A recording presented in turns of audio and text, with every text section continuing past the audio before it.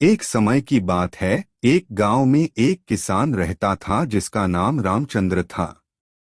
रामचंद्र को खेती में बहुत ही रुचि थी और वह अपनी जमीन में एक बड़ी मेहनत करता था।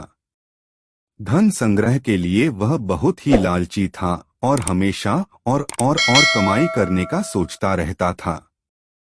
एक दिन रामचंद्र के पास एक बाजार में बिक्री के लिए अच्छा मौका मिला।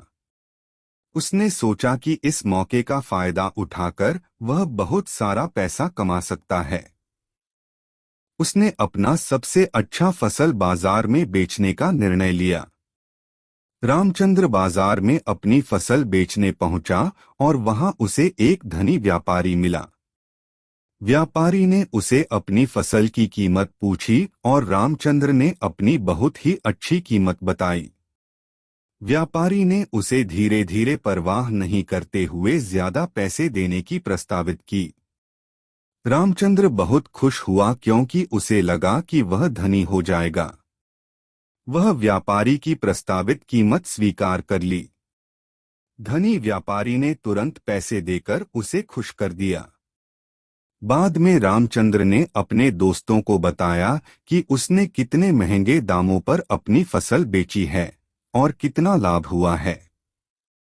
दोस्तों ने उसे बधाई दी और रामचंद्र बहुत गर्व महसूस करने लगा।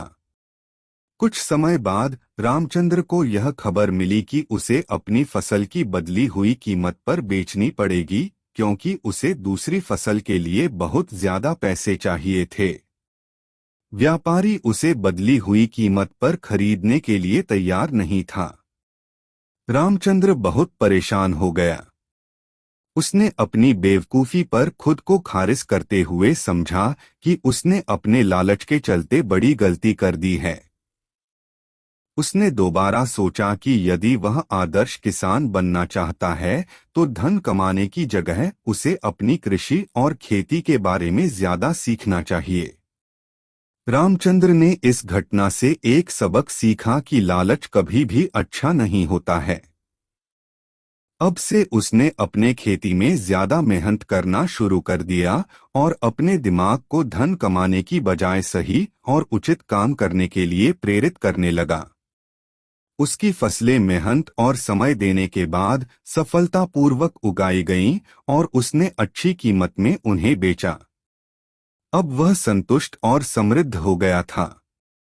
इस कहानी से हमें यह सीख मिलती है कि लालच हमारे दिमाग को मोहित कर सकता है और हमें गलत फैसलों पर ध्यान नहीं देने देना चाहिए।